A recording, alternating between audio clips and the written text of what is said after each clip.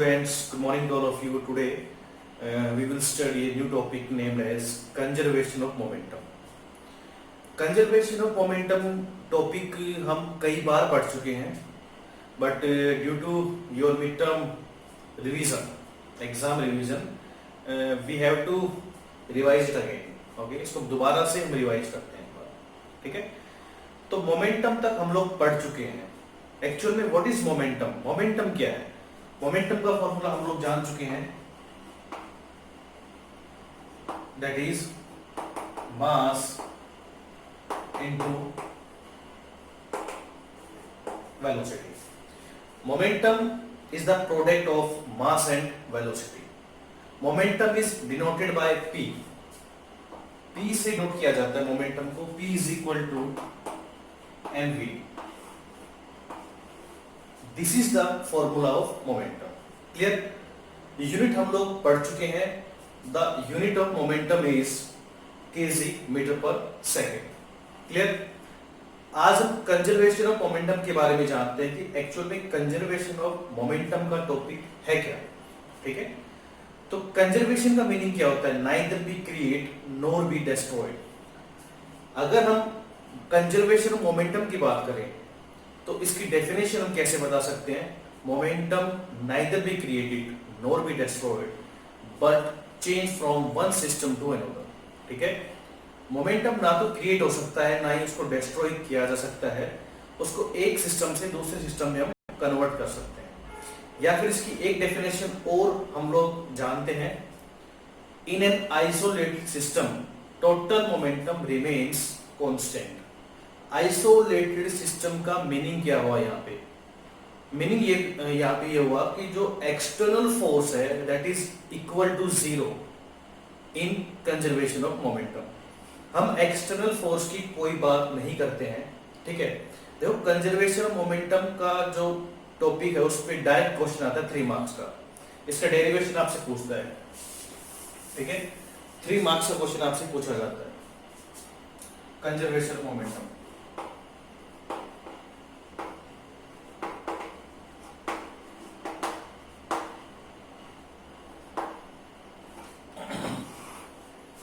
सबसे पहले डेफिनेशन लिखते हैं. In an isolated system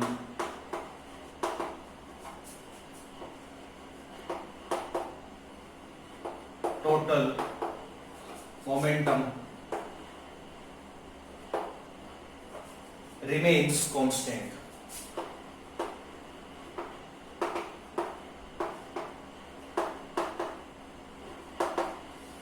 it means external force यहां पे क्या रहेगा? जीरो. मतलब जब कभी भी आप कंजर्वेशन ऑफ मोमेंटम की बात करेंगे तो वहां पे एक्सटर्नल फोर्स की वैल्यू क्या रहेगी? जीरो रहेगी. उस केस में जो टोटल मोमेंटम है सिस्टम का क्या रहेगा? कांस्टेंट. ठीक है? फॉर एग्जांपल अगर हम इसको एक डायग्राम से समझें तो कैसे समझ सकते हैं? Consider this is a object A. Object A is moving with velocity u1. okay, mass m1. second object b, mass m2, moving with velocity u2. दो ऑब्जेक्ट मूव कर रहे हैं u1 और u2 वेलोसिटी से in a one dimension, in one direction, और we can say one dimension motion. ठीक है? अगर यहाँ पे हम एक केस ये लेके चले कि u1 is greater than u2, it means u1 की velocity u2 से क्या ज्यादा. it means after some time they will collide to each other. they will collide to each other. let's consider they will collide at this point.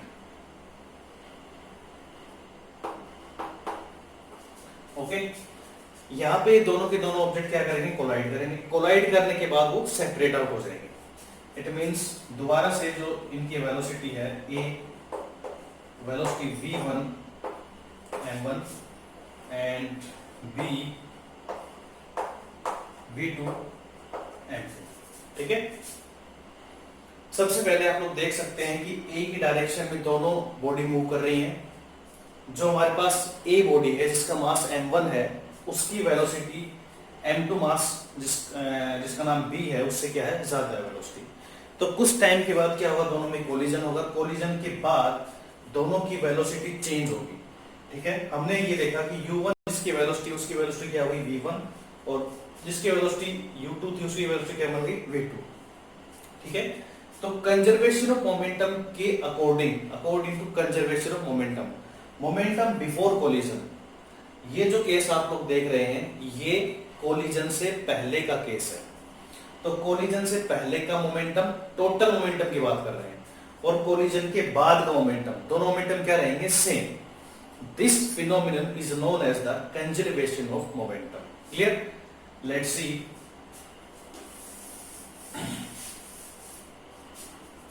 यहां पे देखो conservation momentum का जो topic है उसके अकॉर्डिंग आप लोग लिख सकते हो according to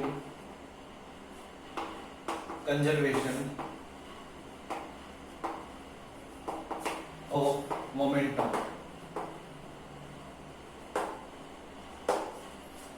before collision,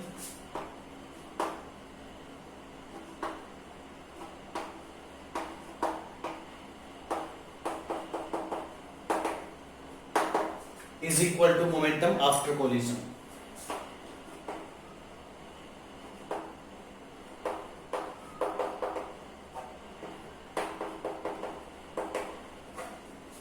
clear?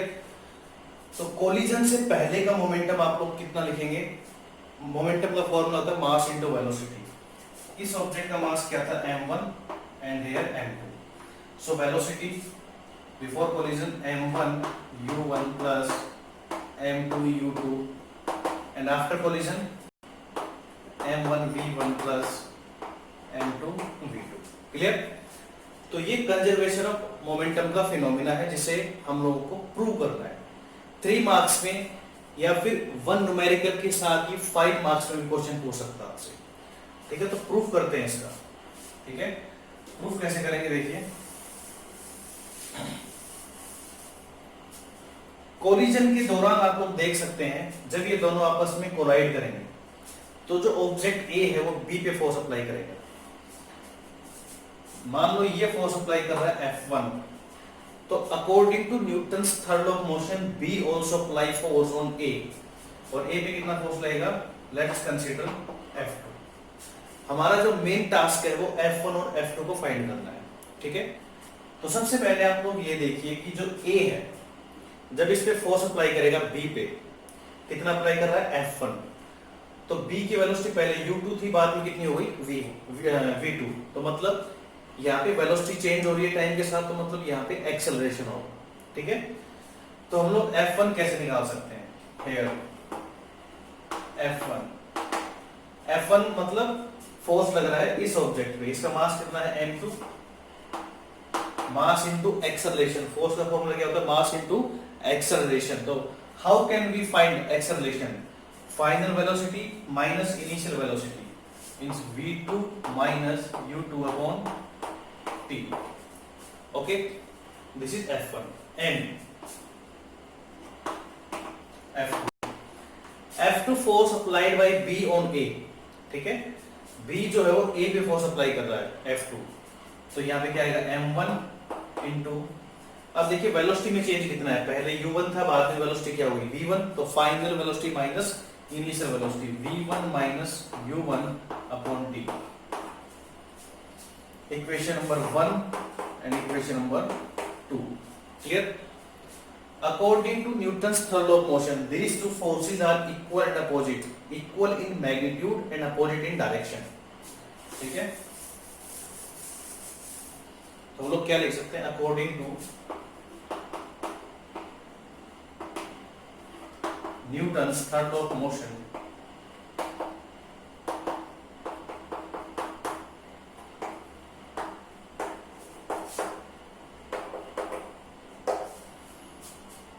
F1 is equal to minus of F2। ऐसा हमने क्यों लिखा है, क्योंकि दोनों फोर्स क्या होंगे आपस में equal in magnitude, but direction opposite होंगे, तो यहाँ पे साइन किसका आएगा, नेगेटिव साइन, माइनस साइन क्या बता रहा है आपको, यहाँ पे डायरेक्शन बता रहा है। ठीक है, तो don't be confuse with this sign because here negative sign shows you the direction of force in different directions. ठीक है, मतलब कि दोनों ऑब्जेक्ट पे जो फोर्स लग रहा है वो अलग अलग डायरेक्शन में लग रहा है। तो F1 की वैल्यू आपके पास ये है, यहाँ पे पुट कर दीजिए m2 into v2 minus u2 upon t is equal to minus F2 की वैल्यू देखिए ये आपके पास m1 v2 sorry v1 minus u1 upon t। Clear? t से t कैंसिल, क्या बचेगा आपके पास, देखिए मल्टीप्लाई कीजिए, so m2 v2 minus m2 u2 is equal to ये बचेगा आपके पास minus m1 v1 plus m1 u1। ठीक है, तो माइनस को इधर लेके आइए, इस माइनस को इधर लेके आइए, मतलब v1 v2 को एक तरफ लेके आइए, अब u1 u2 को एक तरफ कर दीजिए, तो क्या आएगा आपके पास ये m1 v1 plus m2 v2 and that is m1 u1 plus m2 u2। ठीक है, आप इसको ऐसे भी लिख सकते हैं m1 u1 plus m2 u2 is equal to m1 v1 plus m2 v2। यही हमें प्रूफ भी करना था, मतलब ये क्या है, मोमेंटम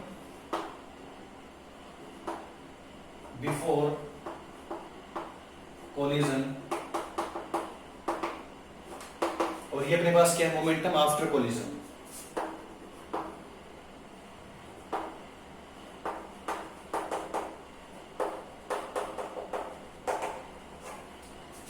ठीक है, तो ऐसे आप कंजर्वेशन ऑफ मोमेंटम को डेरिवेशन से प्रूव कर सकते हैं। 3 मार्क्स में ऐसा क्वेश्चन आपसे पूछा जाएगा।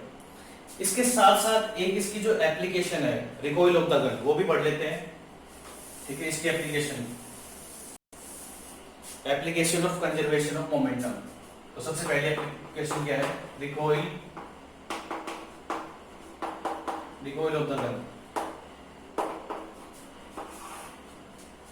ठीक है, मतलब गन से जब बुलेट फायर की जाती है तो बुलेट की डायरेक्शन कैसे होती है, फॉरवर्ड, और गन कहां पे आती है, बैकवर्ड डायरेक्शन में। मींस अगर मान लीजिए कुछ इस टाइप से, मान लो आपको गन दी जाती है, ठीक है, और बुलेट फायर की जाती है इसमें से, तो बुलेट की डायरेक्शन क्या रहती है, फॉरवर्ड, और गन की डायरेक्शन बैकवर्ड। ठीक है, मान लीजिए मास जो है गन का m है, बुलेट का मास स्मॉल m है। ठीक है, तो फायरिंग से पहले और फायरिंग के बाद का मोमेंटम हम यहाँ पे लिख लेते हैं। तो according to law of conservation of momentum, according to law of conservation of momentum, momentum before collision is equal to momentum after collision।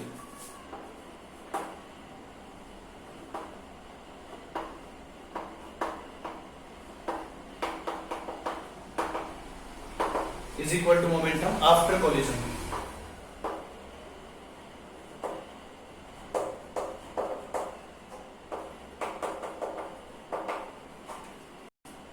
Collision की जगह अगर फायरिंग लिख देंगे तो ज्यादा बेटर रहेगा, बिफोर फायर और आफ्टर फायर। ठीक है, तो फायर करने से पहले तो गन किस में है, रेस्ट में है, तो अप्लाई करते हैं। तो मोमेंटम बिफोर फायर 0, क्योंकि फायर करने से पहले मोमेंटम क्या है, 0, because gun is at rest, velocity 0, so momentum is 0। After fire mass into velocity, मान लीजिए वेलोसिटी स्मॉल v और ये कैपिटल V। ठीक है, तो mass of gun into velocity of gun मतलब mv, ओके, प्लस mv।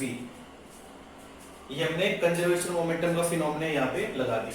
ठीक है, तो क्या आएगा आपके पास, देखिए हमें क्या निकालना है, recoil velocity of the gun. Recoil velocity कौन सी हमारे पास, कैपिटल V। तो कैसे लिखेंगे, आएगा minus mv is equal to mv, capital mv। हमें क्या निकालना है, v, तो क्या आएगा minus m upon m into small v को ऐसे लिख लीजिए आप, स्मॉल v। तो ये जो आपके पास V आई है, ये क्या है? Recoil velocity of the gun. This is the recoil velocity of the gun. तो जब कभी भी आपको recoil velocity of the gun निकालनी हो तो आप इस फॉर्मूले का डायरेक्ट यूज कर सकते हैं। और अगर आप डायरेक्ट यूज नहीं करना चाहते तो आप कंजर्वेशन ऑफ मोमेंटम का फिनोमिना भी लगा सकते हैं, फॉर्मूला भी लगा सकते हैं। जेट एरोप्लेन और जो रॉकेट होती हैं वो भी law of conservation of momentum पे बेस्ड होती हैं। जेट एरोप्लेन और जो रॉकेट होते हैं वो भी law of conservation of momentum पे बेस्ड होते हैं। ठीक है, तो यहां से हमने जो फॉर्मूले देखे 3 मार्क्स में और 2 मार्क्स में 2 क्वेश्चन आ सकते हैं। ठीक है, क्वेश्चन किस टाइप से आ सकता है? ठीक है, क्वेश्चन कैसे आएगा? How you find recoil velocity of the gun। ठीक है, ऐसे भी आ सकता है by using conservation of momentum. Question इस टाइप से बन सकता है, इसी पे न्यूमेरिकल भी बन सकता है। न्यूमेरिकल कैसे बनेगा? आपको गन की वेलोसिटी निकालने के लिए कहेगा, गन का मास आपको दे दिया जाएगा, बुलेट का मास आपको दे दिया जाएगा, बुलेट की वेलोसिटी आपको दे दी जाएगी और कहा जाएगा आपको find the recoil velocity of the gun. ठीक है, ऐसे आपसे क्वेश्चन पूछ सकता है।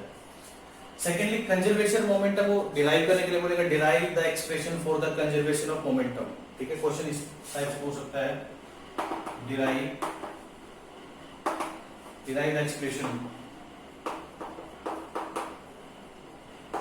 for conservation of momentum। Conservation of, ठीक है, 2 टाइप्स के क्वेश्चन, इस पे न्यूमेरिकल और इस पे न्यूमेरिकल। न्यूमेरिकल कैसे बनेंगे? जो हमारे पास फॉर्मूला है m1u1 plus m2u2 is equal to m1v1 plus m2v2। इस फॉर्मूला में बहुत सारे न्यूमेरिकल बन सकते हैं। कंजर्वेशन ऑफ मोमेंटम के कई न्यूमेरिकल बनते हैं इस पे डायरेक्ट। ठीक है, रिकॉइल ऑफ द गन। ठीक है, कंजर्वेशन ऑफ मोमेंटम का फिनोमिना पूछेगा, इससे बेस्ड कोई एग्जांपल बताइए। तो rocket and jet aeroplane are also based on the principle of conservation of momentum. ठीक है, ये आप इनके एग्जांपल बता सकते हैं। ठीक है, तो ये कुछ कंजर्वेशन मोमेंटम के बारे में हम लोगों ने पढ़ा। यहाँ पे न्यूटन का जो थर्ड लॉ है वो भी यूज हुआ है। ठीक है, कि जो इक्वल एंड अपोजिट जो फोर्स लगते हैं न्यूटन के थर्ड लॉ के अकॉर्डिंग। ठीक है, क्वेश्चन आपके स्क्रीन पे है, देख सकते हैं। A bullet of mass 10 gram is fired from a gun of mass 6 kg with a velocity of 300 meter per second. Calculate the recoil velocity of the gun. How can we solve this question? Solution. Firstly, write what is given to you in this question. So given, what is given? Mass of bullet, mass of bullet, write with small m, 10 gram. Change it into kilogram, 10 by 1000, 1 by 100 kg. Clear? Second given to you, mass of gun, mass of gun, write with capital M. This is 6 kg. And given to you velocity of the bullet,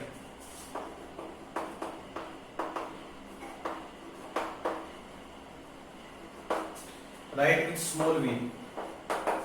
This is 300 meter per second. And you have to find recoil velocity of the gun. Recoil velocity of gun. Write with capital V. आपको recoil velocity निकालनी, जिस velocity से जो gun है वो backward direction में move करेगी। Clear? तो let's solve it by using conservation of momentum.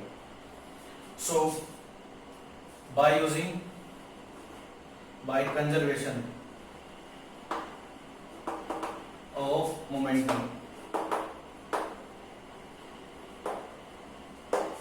momentum before fire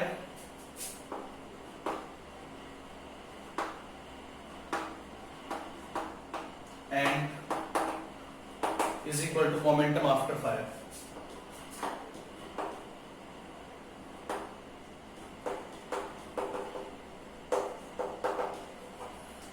Okay, before fire momentum is 0. 0 is equal to, after fire you know very well, mv plus mv. ठीक है, direct formula से भी हम इसको solve कर सकते थे. ठीक है, डायरेक्ट फॉर्मूला यूज करके भी सोल्व कर सकते थे, बट हमें क्या निकालना है, वेलोसिटी. तो क्या आएगा, minus m v is equal to m v. ठीक है, क्या आएगा बस, minus m by capital M into v is equal to v, और you can write v is equal to minus small m by capital M v. Small m is the mass of bullet, capital M mass of the gun, v is the velocity of the bullet. ठीक है, so mass of bullet is 10 gram, so 1 by 100 kg. 1 by 100 negative. Mass of bullet, that is 6 kg into 6. Okay, and velocity, what is velocity? That is 300 meter per second. So that so is minus 3 by 6 is equal to minus 0.5 meter per second. This is the answer. Clear? minus 0.5 meter per second. Minus का meaning क्या हुआ कि जो gun है वो bullet के just opposite direction में move करेगी. ठीक है, तो रिकॉइल वेलोसिटी के जितने भी क्वेश्चन हैं वो आप ऐसे सोल्व कर सकते हैं. ठीक है, नेक्स्ट क्वेश्चन देखते हैं. क्वेश्चन आपकी स्क्रीन पे है. How long will it take a force of 10 newton to stop a mass of 2.5 kg which is moving at 20 metre per second. कितना टाइम लगेगा एक बॉडी को स्टॉप करने में जो 20 मीटर पर सेकंड की स्पीड से मूव कर रही है. ठीक है, और 2.5 kg उसका मास है और फोर्स आपको दिया है 10 न्यूटन. ठीक है, तो आपको टाइम फाइंड करना है. ठीक है, तो let's solve this question. Firstly what is given to you, right? Given force 10 newton, mass 0.5 kg. ठीक है, and u is given to you, u is 20 meter per second, and you have to find out time t. Okay, so let's find first acceleration. So we know force F is equal to mass into acceleration.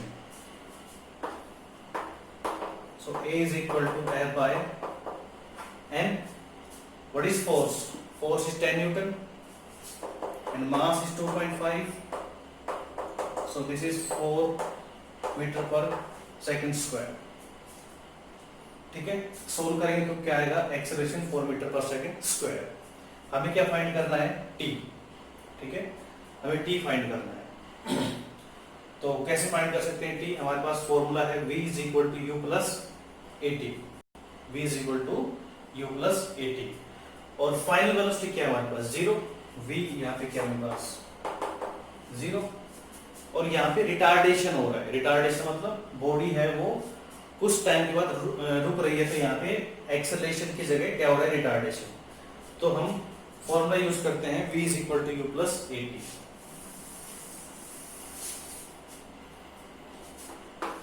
Bye equation of motion, v is equal to u plus at. Clear? Final velocity is 0, u is 20, a is minus 4 into t. Because यहाँ पे retardation हो रहा है तो a क्या आएगा, -4. So this is 20 या कहें 4t is equal to 20 और t is equal to 20 by 4. This is 5 second, 5 second is the answer. तो आप ऐसे टाइम निकाल सकते हैं, ठीक है। आपने देखा यहाँ पे इक्वेशन ऑफ मोशन का भी यूज हुआ न्यूटन के सेकंड लॉ से, और यहाँ पे इक्वेशन ऑफ मोशन का भी यूज हुआ है, ठीक है। हमने पीछे का एक क्वेश्चन लिया है, तो आपको हर टाइप के क्वेश्चन को सोल्व करने आए। नेक्स्ट क्वेश्चन आपके स्क्रीन पे है, a bullet of mass 0.01 kg moving with a velocity of 400 metre per second gets embedded in a freely suspended wooden block of mass 900 gram. What is the velocity acquired by the block? Question कुछ इस type से है कि मान लो एक block जो है वो रेस्ट पे है, ठीक है। एक ब्लॉक रेस्ट पे रखा हुआ है और एक बुलेट है, ठीक है, और उसकी वेलोसिटी आपको गिवन है 400 मीटर पर सेकेंड और मास इसका गिवन आपको 0.01 kg। ब्लॉक जो है उसका मास आपको गिवन है 900 ग्राम, ठीक है। तो कह रहा है कि जो बुलेट है वो ब्लॉक में जाके एम्बेडेड हो जाती है, मतलब इसके अंदर चली जाती है। तो आपसे पूछ रहा है कि what is the velocity acquired by the block, तो ब्लॉक के पास कितनी वेलोसिटी आएगी टकराने के बाद। तो हम यहाँ पे फिर से कंजर्वेशन ऑफ मोमेंटम का यूज करेंगे, ठीक है। तो हमने लिख चुके हैं, हम लोग मास लिख चुके हैं, वेलोसिटी लिख चुके हैं, वेलोसिटी में इसकी फाइंड करनी है, ठीक है। तो let's solve this question. Mass दिया आपको 0.01 kg, ठीक है। So according to law of conservation of momentum,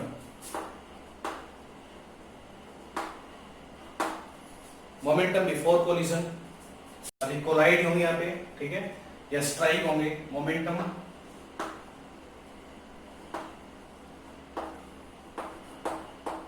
before collision is equal to momentum after collision.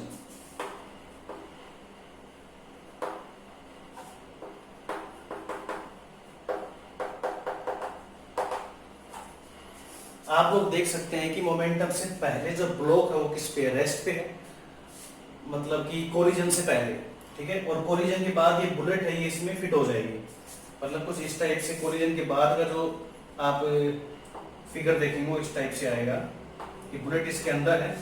तो दोनों का मास ऐड हो जाएगा 900 ग्राम, मतलब 900 ग्राम प्लस 0.01 kg, तो दोनों का मास ऐड कर देंगे। पहले कोलिजन से पहले मोमेंटम लिखते हैं, तो मास इनटू वेलोसिटी क्या लिखेंगे 0.01 इनटू 400, और कोलिजन के बाद मोमेंटम तो 900 ग्राम, और ये लगभग कितना है 10 ग्राम, तो ये आ जाएगा प्लस 900 प्लस 10, तो 910 ग्राम, और 1000 से डिवाइड करेंगे तो क्या आएगा 0.91 kg, मतलब ये आ गया 0.91 इंटू V2। देखिए कोलिजन से पहले जो ब्लॉक है वो रेस्ट पे है, जो बुलेट है वो मोशन में है, ठीक है। तो जो मोमेंटम हम लोग कंसीडर करेंगे वो ब्लॉक का नहीं करेंगे, क्योंकि ब्लॉक की वेलोसिटी 0 है तो इसका मोमेंटम 0 होगा, मास into velocity, velocity 0 so momentum is 0। But bullet का कोई ना कोई मोमेंटम होगा, कब, कोलिजन से पहले, और कोलिजन के बाद ये जो बुलेट है ये इस ब्लॉक के अंदर चली जाएगी, तो दोनों का मास ऐड हो जाएगा 900 gram plus 10 gram, that is 910 ग्राम, और केजी में कितना आएगा 0.91 kg। क्लियर। तो मोमेंटम के बाद, सॉरी कोलिजन के बाद मोमेंटम क्या आएगा 0.91, और मान लेते हैं इसकी वेलोसिटी कितनी है v2, या फिर v मान लो, जो भी आपको ठीक लगे, ठीक है। Let's solve this equation. Solve करते हैं इक्वेशन को, तो v2 की वैल्यू क्या आएगी 0.01 इंटू 400 अपॉन 0.91। पॉइंट से ये 2 पॉइंट हमारे पास रिमूव होंगे, तो क्या आएगा 400 upon 91, and what is the answer, I think it is 4.4 metre per second, 4.4 metre per second, ठीक है। ठीक है। तो ऐसे आप बहुत सारे क्वेश्चन सोल्व कर सकते हैं, conservation of momentum, recoil of the gun के क्वेश्चंस, ठीक है। मिड टर्म एग्जाम में आपको रिवीजन के लिए, ठीक है, बहुत सारी वीडियो करवाई गई है, बहुत सारे क्वेश्चंस करवाए गए हैं, ठीक है। रिवाइज करें आप उनको बार बार, ठीक है, ठीक है। एग्जाम में आपके 2 चैप्टर आएंगे, first and second, motion and laws of motion, ठीक है। दोनों को अच्छे से करें, ठीक है। और मेनली जो कॉन्सेप्चुअल क्वेश्चन उनको अच्छे से करें, न्यूमेरिकल सोल्व करें बार बार, ठीक है। फॉर्मूले याद करें, ठीक है, जो फॉर्मूले यहाँ पे यूज हुए हैं उन फॉर्मूलों को आप याद करें बार बार।